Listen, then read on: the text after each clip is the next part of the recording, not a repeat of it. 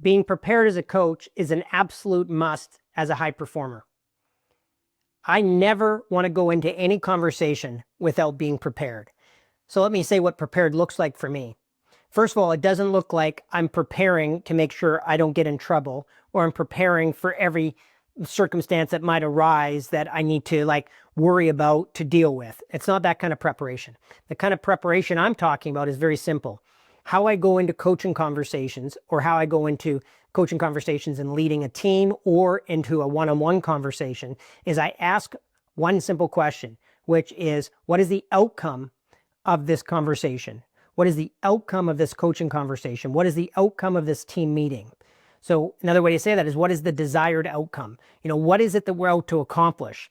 What is it that I'm out to accomplish? Am I clear on the outcome of this particular time block in my calendar with people that we're discussing something that I guess has something to do with the realization of their goals? So as a coach, I want to be very clear that in this next 60-minute meeting I have coming up tomorrow with John, who I'm coaching to lead his company, that the outcome is that John continues to be clear about his priorities moving forward, and he's empowered in having those conversations with his team.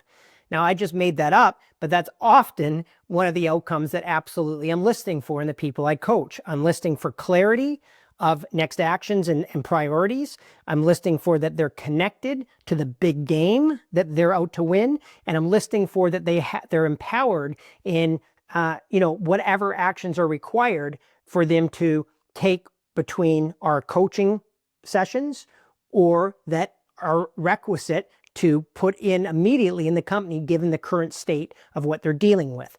In other words, we're coaching for performance. We're coaching for team performance, and I'm clear that that's what I'm showing up for. I mean, can you imagine if you got on a coaching call and you're the coach or you're the leader? And this happens all the time. People just show up for Zoom calls. They show up in meetings, say, oh, what are we talking about? Okay, fine. That's one way to show up for a meeting. What are we talking about? I never want to go into a meeting, what are we talking about? I will find out in advance what the meeting is about, what the outcome is about, who's leading the meeting, what the expectation is of me perhaps to participate. Am I to participate? Am I just to listen? Am I to provide feedback? Right? And I'm not doing that so that I can go in prepared to be admired because I've done a lot of prep to know the answers. No, I'm doing that so that I can locate myself at the place as a coach that I'm clear why I'm there. You see? I'm there in coaching the teams I coach to help them stay organized, to stay clear, to resolve any misunderstandings among the team. Talk about a leadership team here. If one department's not clear about the other department, we know that's going to impact performance. I help facilitate conversations where people stay aligned with the big picture. And if something's not clear, we need to get it clear. If something's confusing, we need to not make it confusing. If people are not clear on the next actions, we don't get up from the table and just think it's going to turn out. We need to deal with that. So much of the outcome that I ground myself in as a coach is to help people get that level of confidence, clarity, and precision moving forward as a high-performance team, so that the actions that we're taking week to week, day to day, month to month, quarter to quarter are connected to the championship, and we know that we've done our best thinking together to lay our best strategy and path forward together, and we're owning the path forward together. For you, you may have similar desires as a coach, that you're keeping people on track, you're keeping them clear, right? Coaching leaders has a lot to do with what I just talked about. Each of us will have obviously our own unique circumstances and teams and objectives and etc. But fundamentally, we are there to ensure that things work, right? We're there to ensure that what's getting coordinated as a team has sound thinking and logic to it.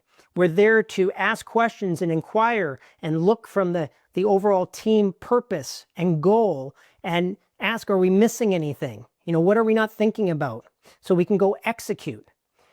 The reason we come together as teams, or the reason we come together as individuals, is to empower ourselves with clarity and confidence that we can go then execute the game.